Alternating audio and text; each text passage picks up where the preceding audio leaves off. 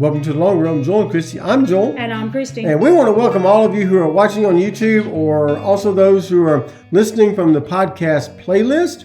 But this is the week that our debt-free journey started 10 years ago. Now, you've heard us talk about this a little bit on the channel and kind of want to give you a little background. Not a lot of background, just a little background. But I was in ministry for 20 years. I was a pastor for 20 years. The last 5 years, I was an executive pastor at a church, and in May of that year, I was told my services were no longer needed.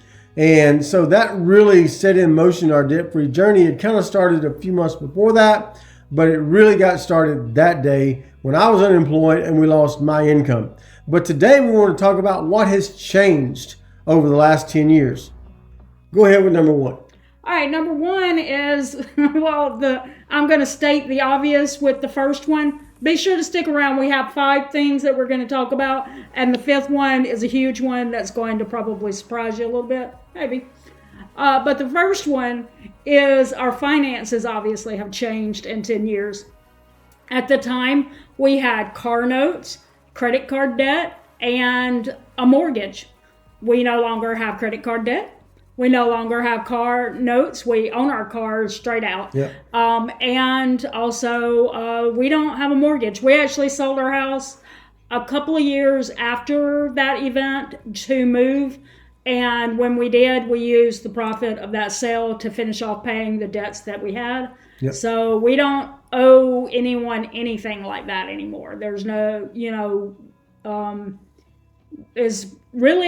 is a freeing thing. I can't tell you if you aren't debt free. I can't explain to you how much it is freeing knowing that you don't have that weight of debt on your back anymore. Yep. All right. So let me get that yawn out. So the second thing is that has changed is where we live now. After that happened, we did continue to live there for a little while longer. Our kids were still in school. We wanted to make sure they got out of school before we moved them again. We've moved quite a lot in those 20 years, and so we had been almost 5 years at that point in that place, and we wanted to keep them there as long as possible. And we're glad we did because our younger son wound up getting a full-ride scholarship to. Full tuition. Yeah, full tuition scholarship to the college up there, and so he was able to go to school debt free. And had we moved, maybe he would have struggled finding a college that would have given him that scholarship. And so and it also took me some time to really find a job that I really loved, that I wanted to do over the long haul, and I found that while we were still living up there, and I get to, practice my skills that I learned in 20 years of ministry and the job that I'm at. So it's kind of a win-win that we're still almost 10 years later, after I found that job, almost 10 years later, in that particular, still in that job, different operators, different owners, but still with the same company. And so we did move in 2016. We moved to Houston. We lived in an apartment there. We moved to Orlando. We lived in townhouses, and now instead of owning, we rent. So that's kind of how our living situation has changed over the years. But we'll say we were willing to move where the jobs took us. Correct. So that we could afford to. But like he said, we waited until our son finished high school. He was he had finished his first year of college. Yep. When we got this opportunity in Houston. So it's the weirdest thing in the world to move away from your son. Instead of your son moving out and becoming empty nesters, we moved away from him. He became an empty nester. Yeah.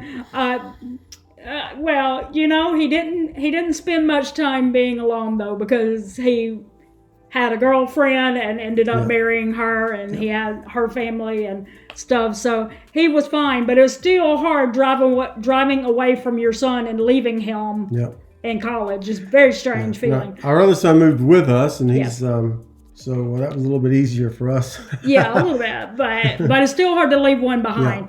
But the point is that we did move to help our financial situation, and so it is good if you have that opportunity to find a place that maybe is going to pay more, to make that decision and move if you have to. Yep. Some places just are more affordable to live or may have better wages, and so if you have that opportunity, then maybe it's the right move to make, and that's what we did. All right, the third one is our mindset. Now, our mindset has changed because we used to think of frugal living and debt freedom as being cheap and deprived. Yep. And so what we've actually learned through all of this was that the problem we were having before he lost his job was just trying to do everything and anything and whatever everyone else was doing and stuff like that. And what we've learned is that being frugal and being on a debt-free journey doesn't mean that you necessarily do without anything. It means you determine and you find out what's important to you in life, and you focus on those things. Correct. And you forget about all that other stuff because it wasn't making you happy anyway. So why spend money on it? Yep. You know? So our mindset has been a huge change. Yep. Number 4 is our stress level. Keeping up with the Joneses and the neighbors and everything else is just very stressful. And since when we left Tennessee, we pretty much downsized everything. We sold a lot of stuff. We gave a lot of stuff away. We left a few things with our son. And we kind of simplified our life. And not owing people things takes a lot of stress out of your life. And when you know that you're saving up to buy, and this is one of the lessons that I had to learn over the years is the idea of delayed gratification. When you want things now. You can buy them on time. You can buy them with a credit card and pay them off later, and do all of those things. But that adds to your stress level. Instant gratification sometimes leads to more stress. Delayed gratification, when you save up and buy things, there's a fulfillment in that that really brings you joy. Another way that our stress level has reduced is just, if y'all remember what happened in 2020, I don't think I need to use the words, but because of that, the restaurant industry was closed down for a little while, unless it was just drive-through. But he worked in a mall location, which means no drive-through to stay open. Yep. So he was offered the ability to work some part-time in one of the local restaurants that had a drive-through, but it wasn't the hours or the pay that he had been getting.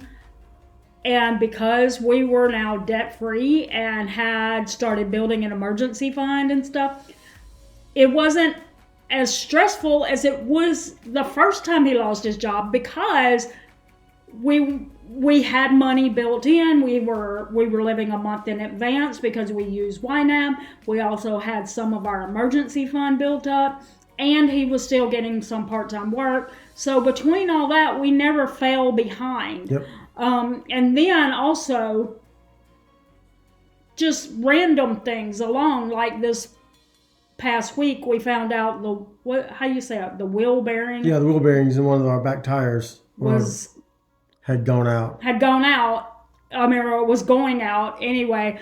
So that cost almost $500 to repair it right after I had dental work done. So again, it wasn't, it would have been nice to use that money on something else, but we didn't worry about it and we didn't stress because we know that we have an emergency fund to back up these things. Yep. So our stress level has changed. Yep, absolutely.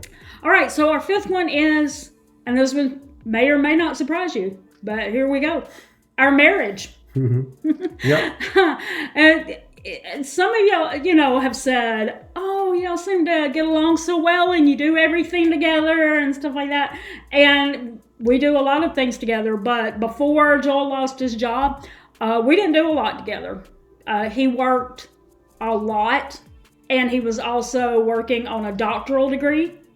and I was working at a nonprofit that was struggling financially at the same time. So a lot of times when we were together, we were complaining about each other's work and stuff. So, yeah, or we were, and so we didn't talk about our financial situation. And so a lot of y'all, if you know our channel, you know that we talk every month about our goal meetings, about how we have budget meetings and health and fitness goals, and we have meetings where we discuss those with each other. Once a month, we go to a restaurant, like for breakfast, for brunch, and we'll take a notebook in there with us, and we write down all of our goals, and we talk about our financial situation and stuff. That was not how we were when that happened. Yep. So 10 years ago, we were kind of like doing our own thing, and we were both making money, but we were doing our own thing, and we just kind of like, we weren't on the same page, you might say. And now here we are. And even if you may be thinking, well, I don't share money with my husband, and my husband doesn't share money, we keep it separated. What I'm talking about is being on the same page, sitting down and talking about what you want your money to do for you in the future. Mm-hmm. Do you like, he tells me, I want to run the Boston Marathon, and I say, okay, let's look at it and figure out how can we afford this. Yep. Let's figure out what we can do to make those goals a reality for you. And, he does the same thing for me. And so that's what I mean about being on the same page, is working toward the same goal. Because when you're working together, is going to help you actually achieve those goals faster. If you have a dream of being financially secure, being out of debt one day, or retiring before the normal retirement age, being on the same page will help you accomplish those goals a lot faster. Yep. So that was the fifth one. That is something that has changed, is our marriage has improved because we learned to communicate. Yep. Okay. So what we really want to share with you, and what we want you to get out of this, is that if you feel like your finances are a mess, it feels like a mountain that's too high for you to climb, it feels like your life is spinning out of control because of your finances, know that you can make a few changes today. Small changes make big impacts. Mm-hmm. So if you want to make little changes along the way, you don't have to be anything really big. Just make small changes over time, and then make a huge impact in your life, and it could change your life forever. That's going to do it today for Long Run with Joel and Christy. I'm Joel. And I'm Christy. Don't forget, it's the long run. Give yourself a little grace. Bye.